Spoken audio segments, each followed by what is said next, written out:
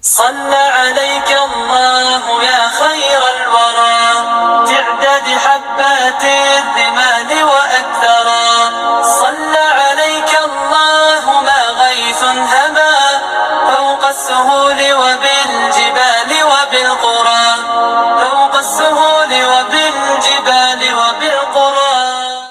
Donc le prophète Mohammed sallallahu alayhi wa sallam, il a été envoyé dans un endroit en péninsule arabique. Pourquoi la péninsule arabique? Déjà parce qu'ils n'ont pas d'histoire, ils ont pas d'histoire culturelle. Ils n'ont aucune histoire culturelle et ils n'ont pas de législation. Il n'y a pas de loi chez les Arabes.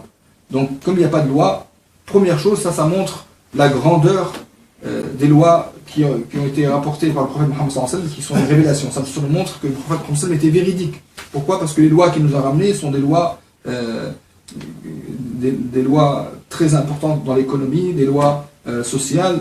Plusieurs lois, le prophète Mohammed sallallahu alayhi wa sallam nous a ramené. Ces lois-là nous montrent que, subhanallah, les plus grands philosophes n'ont pas pu donner des lois aussi précises, et ils ne peuvent pas nous donner des lois aussi meilleures que les lois qu'a rapportées le prophète Mohammed sallallahu alayhi wa sallam, alors qu'ils se trouvent dans la péninsule arabique. Maintenant, toutes les lois qu'on prend, ils viennent tous de l'islam. Maintenant, ceux qui mettent les lois, les législations, tout ça c'est sorti de chez les musulmans. Donc vous voyez que les lois, subhanallah, celui qui a mis tout ça, c'est le prophète Mohammed sallallahu alayhi wa sallam. D'où c'est venu tout ça? C'est la révélation d'Allah subhanahu wa ta'ala. Ça montre comment quelqu'un dans le désert, ça c'est le miracle du prophète Mohammed sallallahu alayhi wa sallam, on l'a envoyé dans un endroit désert où il n'y a aucune science, il n'y a aucune histoire culturelle. Comment de cet endroit désertique où il n'y a aucune science, comment on peut sortir? Il n'y a pas de civilisation, c'est pas comme les Romains, c'est pas comme les Perses, il n'y a pas de civilisation, subhanallah. Et malgré ça, il a réussi à donner des lois aussi belles que ça montre que le prophète Mohammed est un messager d'Allah subhanahu wa ta'ala. Deuxième chose, le prophète Mohammed sallallahu alayhi wa sallam, il n'a pas trouvé d'autres lois dans la péninsule arabique, donc il n'y a pas besoin d'annuler des anciennes lois pour mettre de nouvelles lois. Il n'y a pas de loi déjà.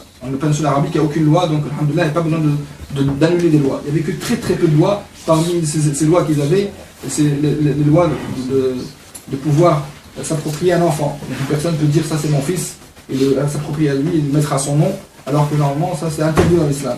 Et pour faire ça, pour annuler ça, le prophète Mohammed sallallahu alayhi wa sallam, qui a adopté un enfant, après ça, il s'est marié avec cet enfant-là, s'est marié avec l'épouse du prophète, l'ancienne épouse, le prophète s'est marié avec sa cousine, puis il a divorcé, puis ce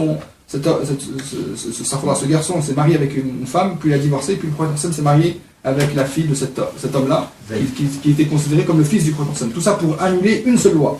Imaginez-vous s'il y avait plusieurs lois, combien de temps il fallait faire pour annuler toutes ces anciennes lois que les gens avaient l'habitude de faire, pour instaurer de nouvelles lois. Mais là déjà la péninsule arabique était prête, il n'y avait aucune loi, il n'y avait rien du tout. Donc alhamdoulilah, le prophète il pouvait instaurer déjà des nouvelles lois. Donc c'est pour ces deux raisons-là que alhamdoulilah, c'est une raison essentielle qu'il n'y a pas d'histoire culturelle. Et pourquoi il n'y a pas d'histoire culturelle? Pour deux choses: pour montrer le miracle de l'islam, et pour aussi montrer pour instaurer des lois dans un endroit où il n'y a aucune loi. C'est mieux que en Perse ou chez les Romains. Ça c'est la première raison. Deuxième raison, deuxième sagesse qu'on peut tirer de pourquoi le prophète Mohammed sallallahu alayhi wa sallam, pourquoi Allah a choisi le prophète Mohammed sallallahu alayhi wa sallam de l'envoyer dans la péninsule arabique. La péninsule arabique n'avait pas d'histoire militaire. Ils n'avaient aucune histoire militaire. Les Arabes considéraient que 10 000 hommes c'était un grand nombre. Quand ils sont sortis avec le prophète Mohammed sallallahu alayhi wa sallam, avec 12 000 hommes dans la bataille de Hunayn, ils ont dit on a un nombre imbattable, personne ne peut nous battre, maintenant on est 12 000 hommes. Alors que si on compare ça aux Perses, ils avaient dans l'armée qui était entraînée, qui était payée, l'armée qui faisait la guerre tout le temps, qui était entraînée, ils avaient 2 millions de soldats. Donc là, on se voit une grande différence entre comment étaient les Arabes et comment sont ces personnes-là. Donc ces personnes qui n'ont aucun savoir militaire. Mais pourtant, on a vu des gens qui sont sortis, qui ont réussi à mettre des plans militaires qu'on enseigne jusqu'à maintenant, on enseigne dans les universités militaires, on enseigne ces plans que les musulmans ont fait et élaborés, comme Khalid Mouride et ainsi de suite. Tous les plans qu'ils ont fait, ils sont étudiés maintenant. Donc vous voyez comment sont sortis ces gens-là, d'où est venu tout ça, c'est Allah subhanahu wa ta'ala. La victoire vient d'Allah subhanahu wa ta'ala. Et aussi c'est pour montrer que l'islam ne s'est pas répandu avec la force, parce qu'ils n'avaient pas de force militaire. Mais comment l'islam s'est répandu? C'est avec cette croyance, cette foi en Allah subhanahu wa ta'ala qui a fait que l'islam se répand dans le monde entier. Donc ça c'est des raisons principales.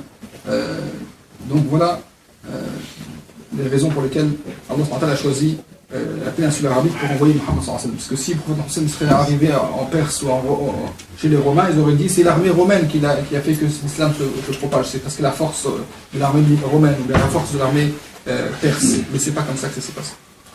Donc troisième raison pour laquelle Allah subhanahu wa ta'ala a choisi le prophète Mohammed sallallahu alayhi wa sallam de l'envoyer dans la péninsule arabique, c'est que le prophète Mohammed sallallahu alayhi wa sallam n'a pas été envoyé dans un endroit où il y avait un royaume. Un royaume, il y a un roi, des ministres et une famille royale, parce que s'il y a une famille royale, les gens vont se dire quoi? S'il fait partie de la famille royale, ils vont dire que c'est le roi qui a imposé sa religion au peuple.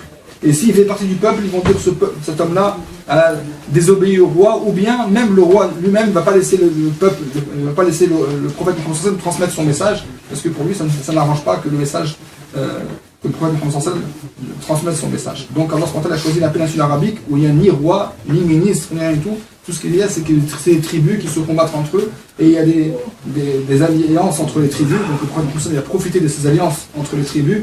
Il a profité aussi de sa tribu a contribué au fait que son message puisse continuer, parce que sa tribu, même si c'était des mécréants, même si c'était des koffars, même si c'était des gens qui n'avaient pas choisi la religion du prophète Mohammed, mais pour eux la tribu c'était quelque chose d'important, donc on se soude tous pour défendre le prophète Mohammed parce qu'il fait partie de leur tribu, ils ne vont pas le donner comme ça aux autres tribus. Aussi ils avaient une règle qui était le jiwar, quand une personne était sous la protection d'une personne, cette personne-là était respectée. Si un noble dit, moi, telle personne est sous ma protection, il le respecte. Le prophète Mohammed il a profité de ça, quand Mut'im ibn Adi, il a dit, je prends le prophète Mohammed sous ma protection, après la mort de son oncle. Mut'im ibn Adi s'est proposé, il a accepté de prendre Mohammed sous sa protection. Et tous les Arabes ont respecté cette protection de Mut'im ibn Adi. Personne ne pouvait attaquer personne tant qu'il était sous la protection de Mut'im ibn Adi. Donc ces lois-là, justement, qu'il y avait dans la péninsule arabique, le prophète Mohammed l'ont beaucoup aidé pour transmettre son message. Ce ne serait pas possible s'il était chez les Romains ou les Perses. Le prophète Mohammed était envoyé chez d'autres tribus. Quatrième raison pour laquelle Allah a envoyé le prophète Mohammed dans la péninsule arabique, c'est la langue arabe. La langue arabe, c'est une langue qui est très très riche. La langue arabe, il y a plus de 12 300 000, on va dire exactement, ils disent ceux qui l'ont compté les mots arabes, il y a 12 302 912 mots chez les arabes. إذن اللغة العربية غنية 12 مليون تقريبا من الكلمات العربية. Si on la compare avec la langue anglaise, il y a à peu près 600 000 mots dans la langue anglaise. Chez les Français, après, il y a 150 000 mots chez les Français. Chez les Russes, il y a 130 000 mots à peu près. Donc vous voyez comment les Arabes, leur langue est très riche. Quand waqafa, qa'ada, waqafa ou qama, c'est pas par waqafa ou qama, c'est pas la même chose, ça a un sens différent. Koub et kas, c'est pas la même chose. Khitan, donc tout ça c'est très riche. La langue arabe pour dire le miel, il y a plus de 200 noms pour le miel. Il y a plus de 500 noms pour le renard. Le renard, il a plus de 500 noms. Les Arabes, ils peuvent donner des noms. Le renard, parce qu'il a levé la tête, il a un nom. Il baisse sa tête, il a un autre nom. Il retourne la tête à droite, il a un nom. Quand il retourne, il creuse par terre, il a un nom. On peut donner des noms juste parce qu'il a une chose qui diverge, ça a un nom spécial. Ça, c'est chez les Arabes. Bien sûr, tous ces noms-là, on n'a plus ces 12 millions maintenant, mais on utilise une grande partie quand même des mots. Et des fois, le même mot qui a la même écriture, mais juste parce qu'il y a une fatha, une kasra, ça change complètement le mot. Un seul mot, ça peut changer beaucoup de... Salam ou salim ou saloum, c'est pas la même chose. Salam ou salim ou saloum. Juste trois mots, tu changes, tu fatha, kasra, ça change tout le sens du mot. Donc, kalam ou kalim, kalam ou kalim ou kalum, c'est pas la même chose. C'est kalama, 3 lettres. Mais ça dépend comment tu mets le fatha. Le kalam ou le kalim, c'est pas la même chose. Donc, ça c'est la langue arabe qui est très riche. Il y a aussi, les Arabes, c'était des gens qui utilisaient la poésie, c'était très fort en poésie. Ils disaient la poésie dans tous leurs états. Quand une personne meurt, ils disent des poésies. Quand ils sont malades, ils disent des poésies. Quand ils sont heureux, ils disent des poésies. Quand ils sont tristes, ils disent des poésies. En période de guerre, ils disent des poésies. Quand ils combattent, ils disent des poésies. Quand ils aiment une femme, ils disent des poésies. Quand ils font des débats, ils disent des poésies. Donc partout, ils disent des poésies. Maintenant, même après l'islam, quand on a voulu écrire la science, le fiqh, le hadith et ainsi de suite, tout ça, ça a été fait avec des poésies. Donc les Arabes sont très forts dans la poésie, dans la composition. Ils peuvent mettre 1000 vers pour parler de la science, de le fiqh.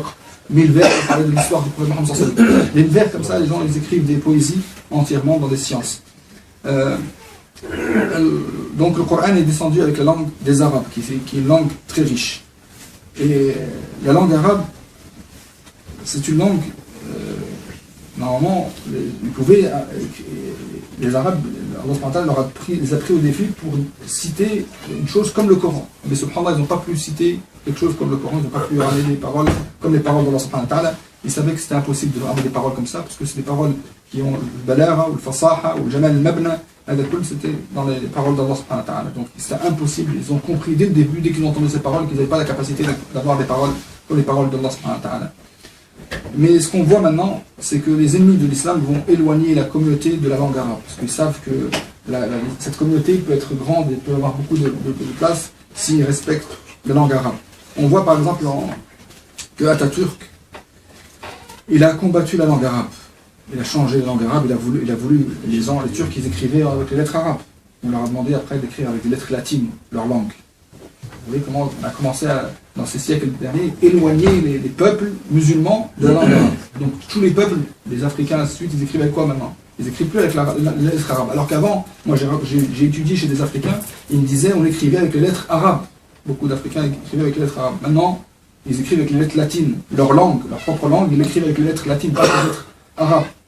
Pourtant, les lettres arabes, ils expriment mieux leur langue. Écrivez-moi, par exemple, dans le sonniqué chez les Africains, ils disent qara ou qaqara, c'est-à-dire lisez. C'est-à-dire quoi, qara ou guéri? Vous trouvez ça mais avec l'arabe, on peut écrire ces lettres-là, ou tarou, ainsi de suite, on peut écrire des lettres comme ça avec leur langue. Mais subhanallah, dans cette langue-là, ils peuvent pas, maintenant, on leur demande pas d'écrire, on leur demande d'écrire avec la langue latine.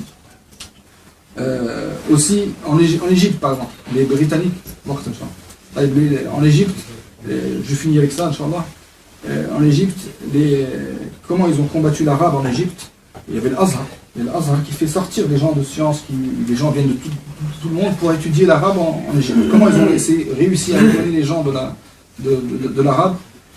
Ils ont construit des universités autour de l'Azhar, près de l'Azhar.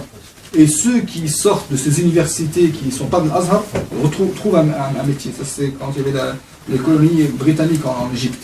Donc toute personne qui réussit dans les autres universités qui ne sont pas de l'Azhar, il trouve tout de suite un travail. Et si tu sors de l'Azhar, tu ne trouves pas de travail. Et c'est comme ça que ça a encouragé le peuple égyptien à mettre leurs enfants dans des autres écoles qui ne sont pas l'école de l'Azhar, parce que pour avoir un métier, il ne faut pas être dans l'Azhar pour aller dans les autres écoles. Et c'est comme ça qu'ils ont éloigné les gens de l'étude de l'arabe. Et maintenant, on voit aussi que les personnes, peut-être ils étudient le fiqh en français, sur le fiqh en français, tout en français.